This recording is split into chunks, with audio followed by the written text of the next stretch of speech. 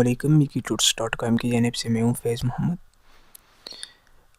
आज ये हमारा एक्सेल का ट्यूटोरियल है। इसमें हम सीखेंगे कि किस तरीके से आप सैलरी शीट एक्सेल के अंदर बना सकते हैं। इससे जो पिछले ट्यूटोरियल था एक्सेल का, एमएस एक्सेल का, उसमें हमने स्टूडेंट शीट बनाई थी। स्टूडेंट कार्ड आप किस तरीके से बना सकते हैं वो हमने सीखा था। तो आज मैं आप लोगों को सिखाऊंगा कि आप किस तरीके से सैलरी शीट बना सकते हैं एक्सेल के अंदर।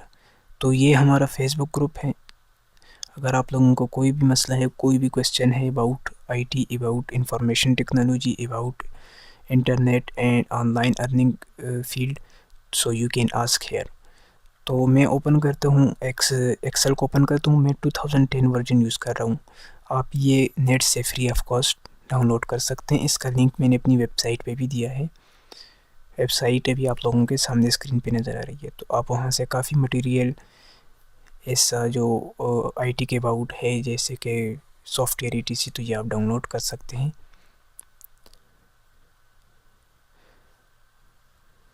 तो एक्सेल मेरे पास ओपन हो गया। सबसे पहले मैं यहाँ से आता हूँ इंसर्ट पे, और इंसर्ट के बाद एक टेक्स्ट बॉक्स यहाँ पे ड्रा कर लेता हूँ, यहाँ पे लिखने के लिए, ताकि हमें फिर बाद में पता लगे कि ये शीट हमने किसके लिए ली थी और ये क्या है। तो ये इंसर्ट में मैं आया और यहाँ से एक टेक्स्ट बॉक्स मैंने ड्रा किया, और यहाँ पे मैं लिखता हूँ सैलरी शीट, और इसका साइज़ हम कर देते हैं बड़ा। ये सब कुछ अगर आपको नहीं पता कि ये इसकी फॉर्मेटिंग कैसे होती है, तो ये आप मेरे जो बेसिक ट्यूटोरियल है वो देख लें। अच्छा, तो यहाँ पे मैं आता हूँ। सबसे पहले आपको लिखना होगा एम्प्लॉय नंबर। मैं सिर्फ ई लिखता हूँ एम्प्लॉय नंबर के लिए, ठीक है। आप पूरा एम्प्लॉय भी लिख सकते हैं। और उसके बाद फिर आप लिखेंगे नेम, उसके बाद आप लिखें DES डिजिग्नेशन, ठीक है। उसके बाद आप लिखें डिपार्टमेंट, और उसके बाद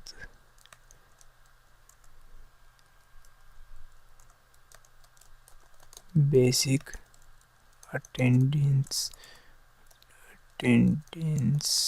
ओके। उसके बाद आप लिखें सैलरी, हाउस रेंट। ये मैं भी सब कुछ आप लोगों को समझाने जा रहा हूँ कि ये क्या है और हमने क्यों लिखा है। Gross income tax, GP fund, total deduction. तो ये हमने कुछ एक रोज़ के अंदर, ये 8 नंबर रोज़ के अंदर हमने काफ़ी कुछ लिखा। आप लोग सोच रहे होंगे कि ये क्या कुछ है। सबसे पहले तो आप ऐसा करें कि ये अब देखें, ये जो एम्प्लॉय नंबर है ये पूरा नज़र आ रहा है, नेम पूरा नज़र आ रहा है, और जो डिजिग्नेशन है या डिज़ाइग्नेशन है ये पूरा नज़र नहीं आ रहा। इसकी वजह ये है कि ये भी जो ये कॉलम है ये इसके लिए छोटा है, बाय डिफ़ॉल्ट ये छोटा होता है। तो इस पे आप माउस लाएं, यहाँ पे दरमियान में, और ऐसे डबल क्लिक करें तो ये अपनी इसके मुताबिक हो जाएगा। ऐसे ही यहाँ पे डिपार्टमेंट पे क्लिक करें, और ऐसे ही फिर यहाँ पे अटेंडेंस पे डबल क्लिक, हाउस रेंट पे क्लिक करके ऐसे ही करते जाएं, और कन्वेंस पे क्लिक करके ऐसे ही, और यहाँ से इनकम टैक्स पे करें, ठीक, और टोटल डिडक्शन पे भी करें, और नेट सैलरी पे भी ऐसे करें। तो ये क्या होगा, सब इसमें फिट हो जाएगा। अच्छा, तो सबसे पहले आप देख सकते हैं एम्प्लॉय नंबर है। अब आप लोगों को समझ आ जाएगी कि ये मैं क्या करने जा रहा हूँ सैलरी शीट के अंदर, ये क्या कुछ है और मैंने क्यों लिखा। एम्प्लॉय नंबर आप लिखें, और उसके बाद इस कंट्रोल का बटन प्रेस करें तो ये से 1 2 तरतीब से आएगा, 1 2 3 4 5 6 ऐसे है। लेकिन कंट्रोल का बटन प्रेस करके रखना है और उसको छोड़ना नहीं, ऐसे ड्रैग कर दें। अब मैं नेम लिखता हूँ यहाँ पे,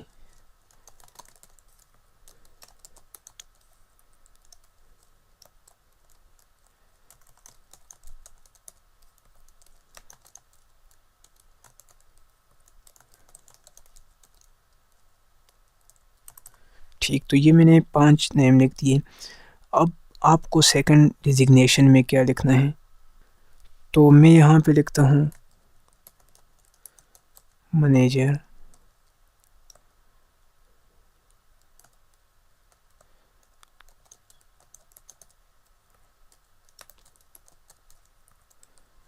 या यहाँ पे मैं लिख देता हूँ प्रोग्रामर, ठीक है, ग्राफिक डिज़ाइनर। और यहाँ पे मैं आप कुछ भी लिख सकते हैं, ये लाजमी नहीं है आप यही लिखेंगे, ये आप लोगों को समझ आ जाएगी कि मैं ये क्यों लिख रहा हूँ। ठीक है, डेटाबेस मैनेजमेंट, और उसके बाद मैं लिखता हूँ वॉचमैन। अच्छा, अब डिपार्टमेंट है, डिपार्टमेंट कौन सी डिपार्टमेंट में ये काम कर रहे हैं, सब एक में कर रहे हैं या फिर डिफरेंट में। तो मैं यहाँ पे लिखता हूँ mikitutes.com ऑनलाइन, या लिख देते हैं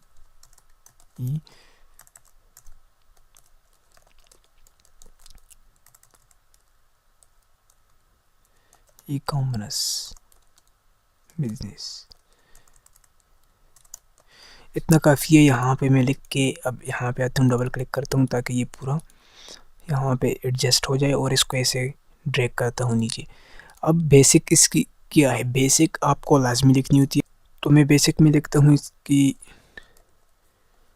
200, 2000 और 20,000। ओके, और इसकी मैं लिखता हूँ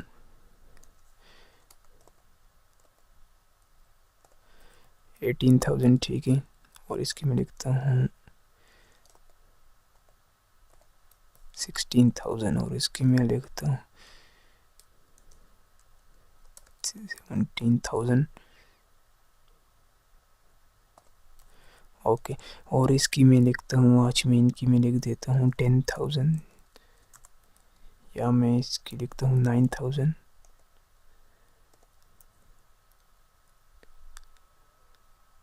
ओके, अब उसके बाद अटेंडेंस कितनी उसने हाज़िरियाँ मंथ में, एक महीने में कितनी दी हैं। ठीक है, तो मैं अपनी लिख देता हूँ 30, और इसकी लिखता हूँ 20। अच्छा, अब आप लोग ये सोच रहे होंगे कि ये इसमें जो है एक मंथ में 4 छुट्टियाँ होती हैं और उसके अलावा जो 26 आती है, तो ऐसे नहीं होता।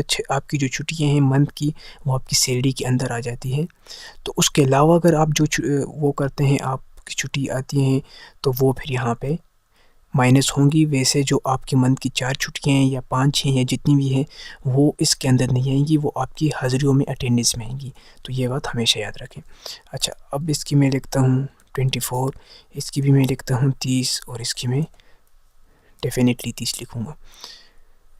तो अब इनकी सैलरी क्या होगी, इनकी सैलरी के लिए हम क्या करेंगे। इनकी सैलरी के लिए एक इजी फार्मूला है, आप करें एक्सेल में हमेशा फार्मूले के लिए इक्वल साइन यूज़ होता है। तो आप ये कीबोर्ड से बैक स्पेस के साथ आप प्रेस करें तो ये आपको मिल जाएगा।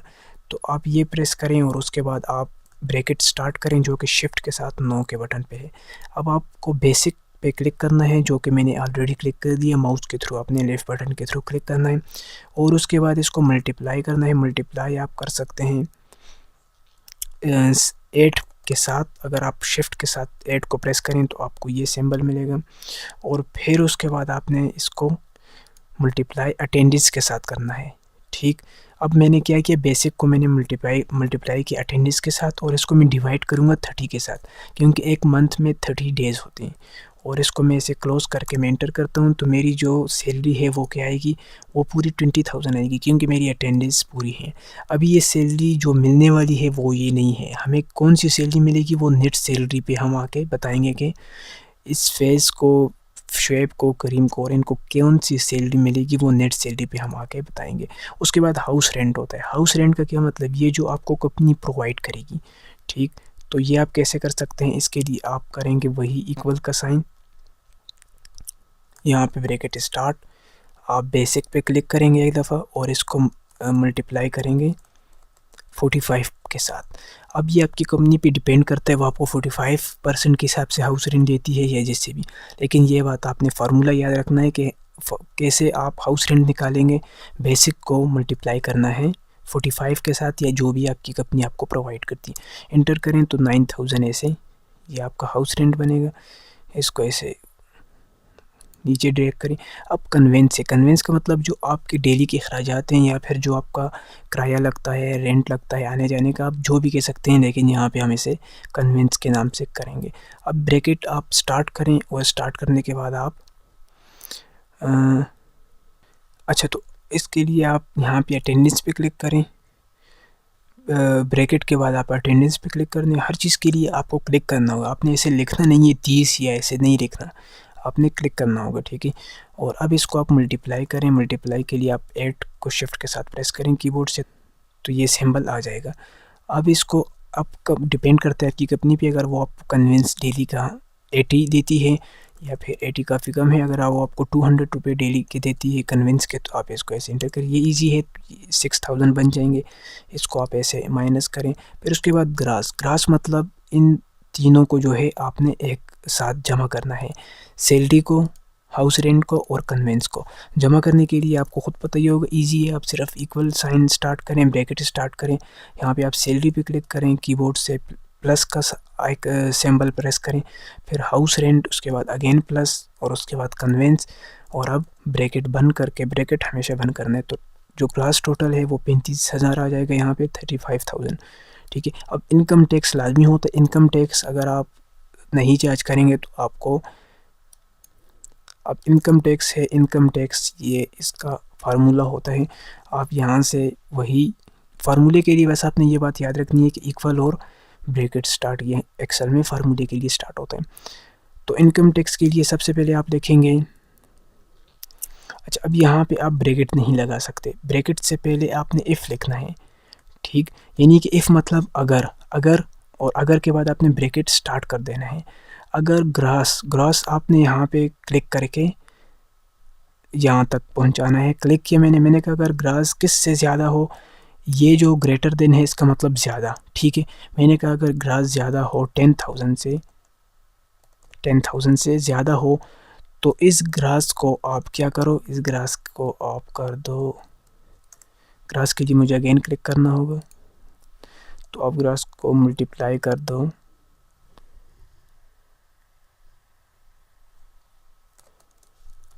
5% पे, ब्रैकेट क्लोज। अब मैं आप लोगों को समझा दूं। अब मैंने किया कि मैंने यहाँ पे इक्वल साइन डाला और कहा इफ़, यानी कि मैंने कहा कि अगर ये जो हमारा ग्रास है, ये वाला ग्रास, ये टोटल हमने किया, हाउस रेंट, सैलरी और कन्वेंस को हमने जमा किया, तो इससे ये ग्रास आ गया। ये भी 35,000 है। हमने कहा अगर ये ज़्यादा हो, क्योंकि हम ऐसे अगर नीचे आप लाखों के हिसाब से अगर आप रिज़ल्ट बनाना चाहते हैं तो आपको फार्मूले बेस पे काम करना होगा, ना कि मैन्युअली। तो मैंने अब यहाँ से कहा कि अगर हमारा ग्रास ज़्यादा हो 10,000 से, ठीक, तो आप क्या करें, आप ग्रास को मल्टीप्लाई कर दें 5% के साथ। 5% क्या मतलब, 5% इनकम टैक्स। अब ये मैं आप लोगों को नहीं कह सकता कि अब 5% ही इनकम टैक्स होता है। हर कंट्री का अलग इनकम टैक्स होता है, लेकिन सिर्फ आपको मेन चीज़ है, आपको ये याद रखना है कि इनकम टैक्स कैसे निकालना है, इनकम टैक्स कैसे लागू करना है आपकी सैलरी पे, ठीक है। तो आपने क्या किया, इफ़ आपने किया टोटल जो ग्रास है आपका, ना कि टोटल, ना कि बेसिक सैलरी, बल्कि ग्रास आपके, जिसमें included house rent and conveyance, तो उसको आपने किया कि आपने उसको कहा कि ये 10,000 से, क्योंकि 10,000, अब मुझे रूल्स का, मैंने फाइनेंस इतनी नहीं पढ़ी, फाइनेंशियल जो फील्ड है उसका मुझे इतना ज़्यादा नहीं पता कि इनकम टैक्स 10,000 से ज़्यादा लगता है जितने भी, लेकिन यहाँ पे मैं आपको आई थिंक 10,000 से अगर ज़्यादा हो तो ही लगता है, वो आप खुद पता करने। लेकिन फार्मूले का अगर आपको समझ आ जाए तो आप ये चीज़ इजीली चेंज कर सकते हैं।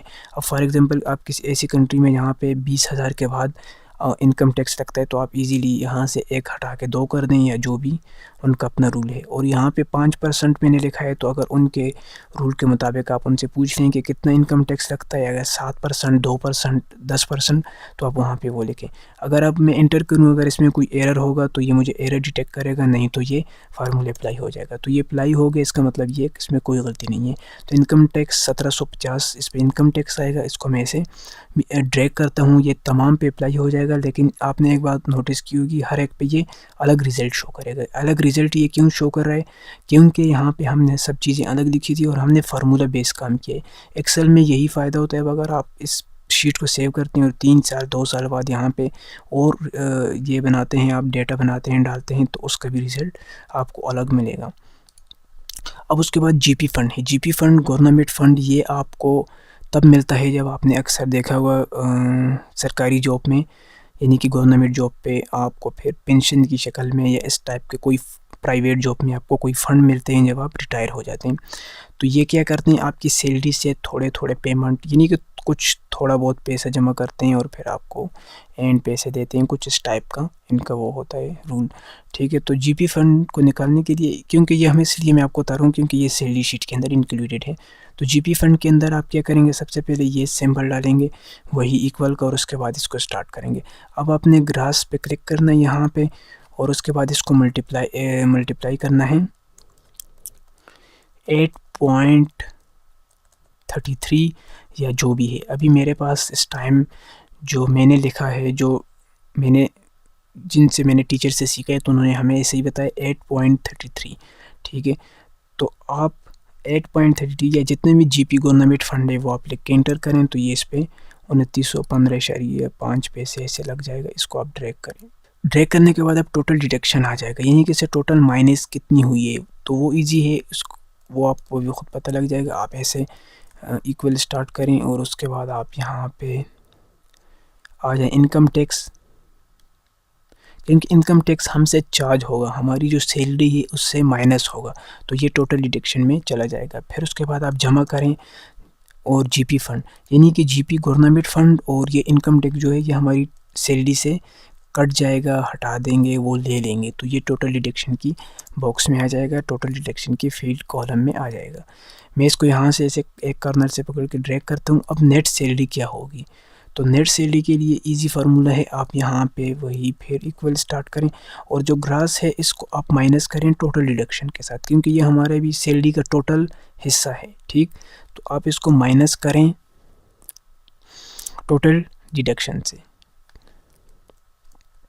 यानी कि जो हमारी सैलरी से काटे गए हैं पैसे वो ये हैं, और जो टोटल यहाँ पे हमारी सैलरी बनती है वो ये है।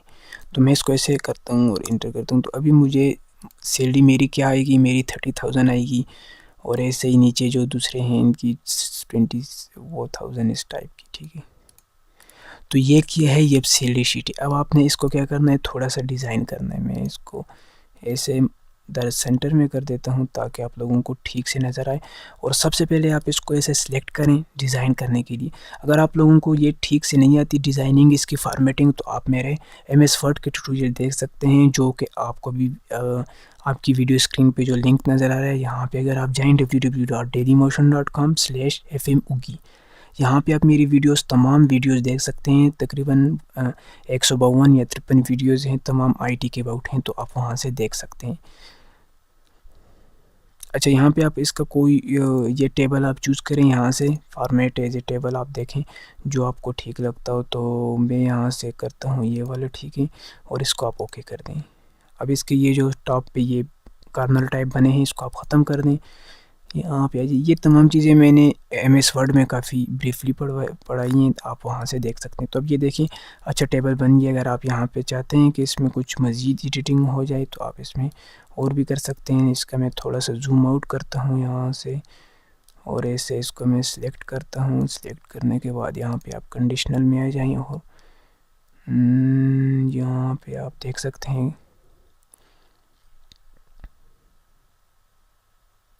ये चीज़ें आपने अक्सर में देखी होंगी, स्टूडेंट कार्ड वगैरह में, या इस टाइप की शीट में आपने देखी होंगी। तो मैं यहाँ से ये अप्लाई करता हूँ। तो अब ये देख सकते हैं, ये हमारा क्या हो गया, ये हमारी एक सैलरी शीट कंप्लीट हो गई। अब अगर इसमें कोई और चीज़ आप ऐड करना चाहते हैं, तो अब देखें, ये जैसे 6 है, 5 है, तो यहाँ पे आपने 5 कुछ भी लिखना नहीं है, बल्कि आपने यहाँ पे एंड पे आके इस पे और टैब की प्रेस करें। जब आप टैब की प्रेस करेंगे तो ये एक न्यू कॉलम बनता जाएगा। देखें, अब आप टैब की प्रेस करें और ऐसे ये नीचे बनता जाएगा शीट। टैब की को मैंने अब प्रेस रखा है, तो ये ऐसे नीचे बनता जा रहा है। टैब की को प्रेस रखें तो देखें ये कितना ज़्यादा हो गया। अगर वापस ख़त्म कर दें तो आप बैक स्पेस कर दें, और ऐसे ही अगर आपने और लिखना है तो आप ऐसे और भी लिख सकते हैं।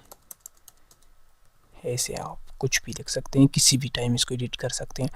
और अब इसके साथ साथ मैं आपको लास्ट एक दूसरी बात बताना चाहता हूँ कि अपनी शीट को आप प्रोटेक्ट कैसे कर सकते हैं, ताकि आपकी शीट को लोग देख सकें। चाहे आप किसी को नेट पे सेंड करते हैं या आप अपने ऑफिस में काम करते हैं, लेकिन वो इस पे कुछ ना कर सकें, इसमें कुछ वो बिगाड़ ना सकें। तो वो आप कैसे कर सकते हैं, उसके लिए आप आ जाएँ सिंपली रिव्यू के ऑप्शन पे। रिव्यू पे आने के बाद यहाँ पे ये एक ऑप्शन होता है प्रोटेक्ट शीट।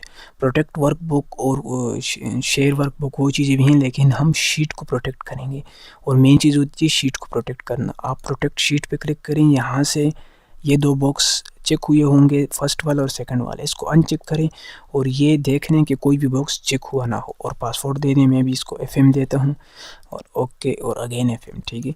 अब ये शीट हमारी प्रोटेक्ट हो गई। अब आप इसको कंट्रोल एस करके किसी को भी सेंड कर सकते हैं या अपने ऑफिस में से इसको अगर ओपन भी आप छोड़ें, इसमें कोई कुछ वर्क नहीं कर सकेगा, सिर्फ देख सकेगा, ठीक है। तो ये होता है प्रोटेक्ट शीट। फिर इस पर अगर आपको दोबारा वर्क करना है, यहाँ पे आप रिव्यू में आ जाएं, अनप्रोटेक्ट करें और पासवर्ड दे दें FM, ठीक है। अब ये अनप्रोटेक्ट हो गई।